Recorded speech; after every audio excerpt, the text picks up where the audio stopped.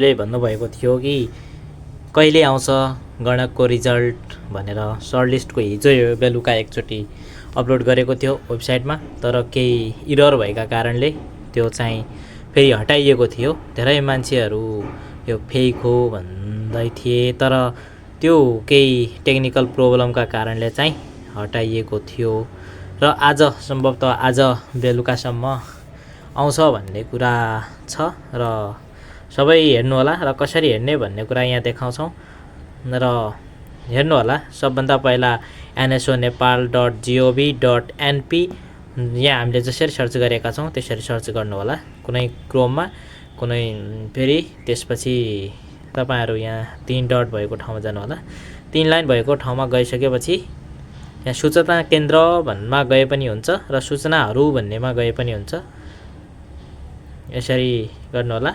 जसरी अहिले यहाँ लिलाम सूचना 1 भनेर आएको छ हो, त्यसरी नै फर्स्टमा अब आज रिजल्ट खुल्यो भने यहाँमा देखिने छ र यहाँनिर चाहिँ जसरी 4 गते चैत्र 4 गते 2082 मा चाहिँ यो लिलाम सूचनाको आएको रहेछ भने त्यस्तै आज आयो भने करार सेवाको आज आयो भने चाहिँ चैत्र 11 गते भनेर आएको होला हो। त्यसमा जसरी यसरी छुनु होला,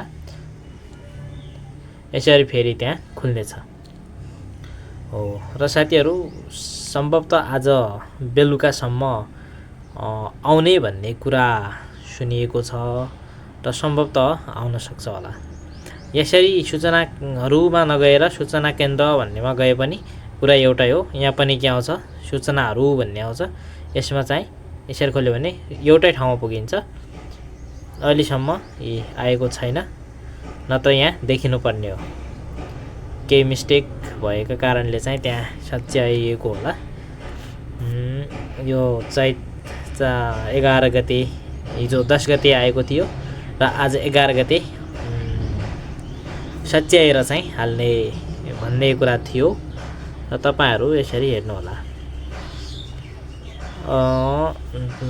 अरु केही तथ्याङ्कहरू अब हेर्नु पर्यो भने पनि अब तपाई यदि प्रिटेस्टमा त्योमा सर्टलिस्टमा तपाईको नाम आयो भने त्यसपछि चाहिँ तपाईले अन्तर्वार्ताको लागि तयारी गर्नुपर्ने हुन्छ।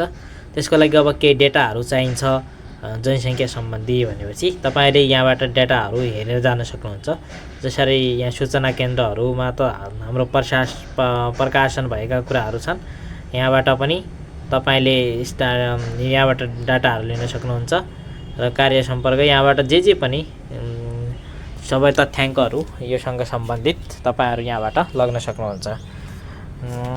सम्भवतः आज बेलुका नै आइहाल्ने भन्ने कुरा छ र तपाईहरु सबैलाई अग्रिम शुभकामना दिन चाहन्छौँ र धन्यवाद। यस्तै सूचनाको लागि हामीलाई सब्स्क्राइब चाहिँ गर्नु होला।